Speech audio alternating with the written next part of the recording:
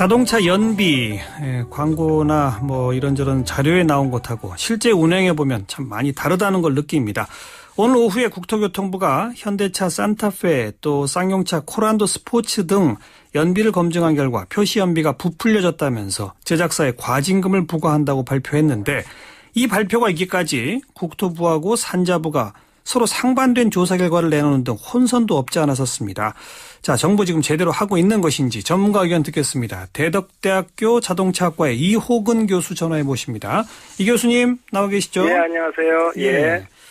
먼저 지금 국토부는 과징금을 매기겠다고 하는데 그 전에 산자부는 이게 연비에 문제 없다라고 또 한 적이 있었죠? 예, 맞습니다. 예. 이건 아직 정리가 안 된 거죠? 실은 정리가 좀 안 됐다가 국토부 쪽으로 많이 기울었습니다. 왜냐하면은 실은 뭐 각 부서별로 자기네가 정확히 연비를 측정할 수 있는 장비도 있고 하지만 장비 간의 어떤 호환성 문제나 약간의 좀 차이점이 있을 수 있거든요. 예. 그런데 전반적으로 어차피 지금 뭐 이제 사후관리 측면에서 문제가 도출된 것이기 때문에 국토부 쪽으로 조금 기울고는 있는데 뭐 최종 결정 난바는 아직 없는 것으로 알고 있습니다. 어쨌든 같은 정부인데 예. 산자부에서는 적합 판정 내린 그 차에 대해서 국토부가 부적합하다고 하면서 과징금을 매길 수는 있는 겁니까? 예, 매길 수는 충분히 있습니다. 아까 말씀드린 것처럼 뭐, 과징금은 당연한 것이고요. 자동차 관리법에 의해서 연비가 이제 부풀려졌다 할 경우에 최대 10억까지 이제 몰릴 수 있는 상황이거든요. 예. 근데 이제 이러한 규정이 있었음에도 불구하고 그간에 이제 뭐 산자부가 되겠지만 정부와 관련 기관이 본연의 임무를 제대로 수행하지 않고 조금 유도리 있게 유하게 봐줬다는 측면이 있기 때문에 예. 이제 국토교통부에서는 이번에 대해서 이제 제기하고 2014년부터 본인들이 이제 연비를 측정할 수 있게 됐기 때문에 이렇게 해서 과징금 부과를 할 수 있게 돼 있는데, 실제 10억 원이라는 게 뭐 매출의 1000분의 1이라는 규정도 있고 하는데, 실은 그 소비자들이나 일반 국민들이 느끼기에는 그 행태에 비해서는 너무 좀 작지 않나 이런 여론인 거죠. 어쨌든 상징적인 의미가 있는 거지 기업에 타격을 줄 수 있거나 이런 정도의 금액은 아니라고 보여집니다. 지금 규정상 최대 10억 원까지만 물릴 수 있게 돼 있습니까? 예, 맞습니다. 10억 원까지 물릴 수 있습니다. 최대가 그거 아닙니까? 예, 맞습니다. 그 차 한 대 값이 얼마인데 10억 원이란 과징금이 그 대형 자동차 제조사한테 무슨 뭐 아픔이 될까요? 글쎄요. 그래서 그 과징금만을 놓고 본다면 메이커의 타격은 전혀 없다고 보여지는데요. 예. 실제 메이커 입장에서 그 과정에서도 지금 뭐 국내 자동차 메이커나 이런 데서는 많은 어떤 그 이슈화 시켜서 많이 아프다고 얘기를 하는 이유 중에 하나는 예. 소비자들의 어떤 그 관심이나 이런 실망감 이것 때문에 기업의 이미지 손상이 실은 더 크다고 보여집니다. 하지만 그렇죠. 일반 소비자들이 느끼기에는 그렇다 하더라도 이 10억 원은 좀 너무 좀 적지 않은가 이런 어쨌든 국민 여론이 좀 형성돼 있는 상황이죠. 네. 네. 그 이미지에 대한 손상은 분명히 있겠죠. 그렇죠?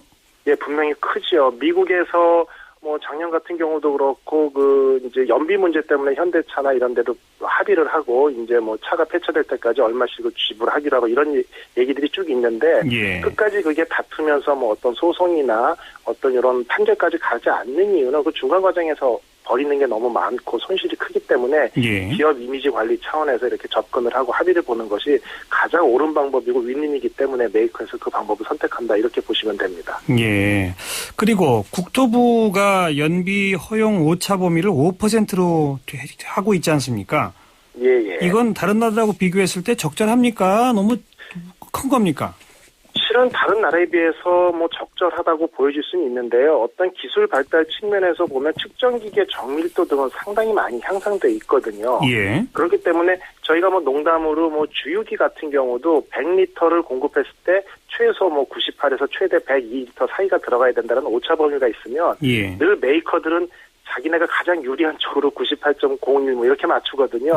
예. 마찬가지로 연비 기준 같은 경우도 현재 5%의 오차 범위를 두고 있지만 예. 어떤 장비의 뭐 발달이나 이런 것까지 측정을 한다면 실제 이걸 절반 정도로 줄여도 충분히 맞출 수 있는 여지는 있지 않을까 이런 생각입니다. 오차 범위는 지금 5%에서 2.5% 정도로 줄여라 이 말씀이고요. 예. 그래도 큰 지장이 없을 겁니다. 조금 아까 과징금은 10억 원 너무 적다. 좀 늘려야 한다 이 말씀이었고요. 예, 맞습니다. 하나하나 정리하죠. 그리고 아까 처음에 제가 제기했던 국토부와 산자부가 서로 엇갈린 판단 내리는 거 이거 좀 최종 정리가 돼야 되지 않겠습니까?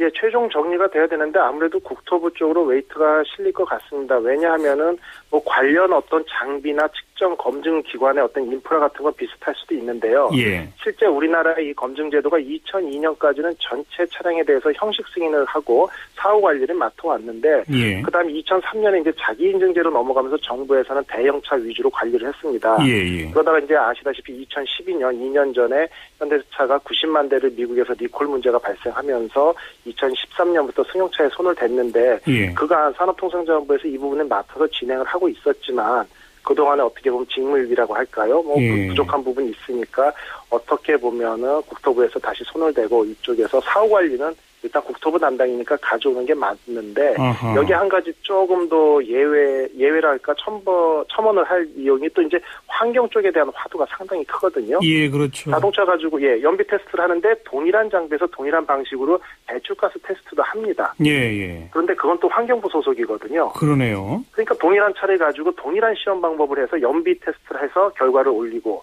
같은 차를 가져가서 다시 배출가스 테스트를 해서 이쪽에 환경부 쪽에서 허가를 받고, 이런 상황이다 보니까 예. 실제 이거를 한 부서에서 가지고 가서 그렇죠. 통합적으로 운영을 하고 다른 부서에는 결과를 통보하는 식으로 이게 일원화시키는 것이 일단 소비자도 그렇고 메이커도 그렇고 윈윈이 아닐까 이렇게 보여집니다. 예. 그러니까 교수님은 보실 때는 한 부서라고 통합한다면 국토부가 맞다 이건가요? 예, 현재로선 국토부가 맞다고 보여집니다. 알겠습니다. 그리고 이처럼 국토부, 산자부, 환경부 따로따로 이렇게 하다 보니까 제조사도 이 관련 규정이 너무 애매하다. 정부를 계속 원망해 왔다면서요? 예, 맞습니다. 그 문제는 뭐냐면요. 공인연비관에서는 이제 관리부실의 책임이 정부나 연비를 측정해서 이제 신고하는 제조사 당사자한테 당연히 있는 것인데, 예. 늘 이 부분이 이제 화두입니다. 뭐냐면 기업체라는 것은 기업의 생존 목적이 이익의 최대 창출이거든요. 그렇죠. 결론은 관련 규정이 좀 미미하고 허술한데 그 관련 규정을 넘어서까지 자기네가 타이트하게 관리라고 보상을 해줄 의무는 없다라는 게 이제 법적인 의견이고 측면인데, 물론 당연히 타당성은 있습니다만 예. 이제 우리나라 자동차 산업이 세계 5위를 넘어서 4위를 넘보고 있지 않습니까? 그렇죠. 이 상황에서는 과연 규정에만 얽매여서 규정을 간신히 지킬 수 있는 어떤 그 경계치만을 가는 걸 가지고 기업의 목표로 삼는 것보다는 보다 이제 도덕적인 측면에서 국민들을 생각하는 이런 좀 거시적인, 보다 미래를 보는 이런 눈길이 필요하다고 보여집니다. 자, 가장 중요한 질문인데요. 지금 예. 과징금 10억이 많다 적다 이걸 떠나서 그러면 제조사가 소비자들한테 무슨 보상은 안 합니까? 이 부분이 상당히 문제인데요. 우리나라 같은 경우는 좀 외국하고 틀린데, 미국 같은 경우는 피해법 같은 게 잘 돼 있어가지고 대표 소송제라 한 사람이 소송을 했을 때 문제가 발생해서 연비를 연간 내가 차를 보유하는 기간 동안 손해가 본 게 얼마다라고 하면 관련 차를 가지고 있는 사람들한테 다 이제 보상이 진행이 됩니다만, 맞아요. 우리나라 같은 경우는 소송에 참여한 사람만 보상을 받을 수 있습니다. 그래, 지금 딱 3명이 소송을 제기했어요. 그리고 만약 승소해도 이 3명만 보상받을 수 있는 거지 않습니까? 그렇죠. 현재 우리나라 같은 경우 이 3명만 받을 수 있는데, 이분들이 이제 그 보상 요청액이 60만 원 정도인데 너무 양심적으로 했죠. 실제 우리나라 그 평균 주행 거리를 따지면 연간 15,000에서 18,000km, 기름값 한 달에 한 25만 원 따지면 5년 동안 손실액 이렇게 하면 그 정도가 맞기는 맞는데, 너무 좀 어떻게 보면은 그 금전적인 보상보다는 상징적인 의미로 우리나라 소비자가 이제 적극적으로 메이커를 상대로 소송을 제기하고 손해 본 것에 대한 보상을 청구할 수 있는 어떤 시발점이 됐다, 이런 의미로 보는 게 옳다고 보여집니다. 그러니까 현행 제도와 법 아래에서는 이 3명이 만약 승소를 한다 손 치더라도 다른 모든 분들이 소송하는 분들만 보상받을 수 있다, 이거 아니겠습니까? 예, 맞습니다. 정부가 이렇게 과징금을 부과하면서 동시에 무슨 배상 명령 같은 걸 할 수 있는 근거는 없습니까?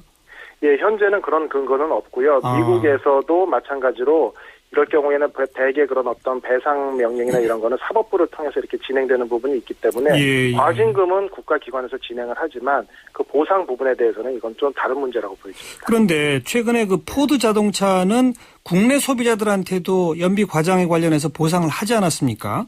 예. 그거는 국내법을 적용하면 포드 자동차가 굳이 안 해도 되는 건데. 예, 그래서 이 부분이 아까 제가 그 국내 자동차 메이커가 이런 태도로 나가줬으면 하고 좀 아쉽다고 말씀드린 부분은 한 가지인데요. 실제 이제 글로벌 차원에서 국내만이 아니라 전 세계적인 위상을 좀 고려해야 될 상황인데. 그렇죠. 그리고 이러한 태도가 국제적인 기업체가 갖춰야 될 근본적인 태도거든요. 우리나라 메이커도 이와 같은 자세를 본받아서 규정에 있다 없다를 따지기 전에 본인들의 어떤 양심, 도덕적으로 소비자에게 미안하고 국내 소비자들의 어떤 인기나 그 판매 호응 속에서 국가 기업이 그 정도로 커서 세계적으로 발돋움이 됐다면 그에 상응하는 자세를 좀 낮추는 모습이 필요하다고 보여집니다. 그런 모습을 보여주면 아마 소비자들의 신뢰도는 더 높아질 수도 있을 겁니다. 그렇죠? 예, 당연합니다. 예, 그런 부분이 선결돼야 됩니다. 네, 이번에 과징금 결정으로 현대차나 쌍용차 이미지가 손상됐다 이렇게 볼 것이 아니라 오히려 이것을 본인들의 이미지를 역전시켜서 더 좋게 만드는 계기로 할지 안 할지 지켜보겠습니다. 말씀 잘 들었습니다. 예, 고맙습니다. 대덕대학교 자동차학과 이호근 교수였습니다.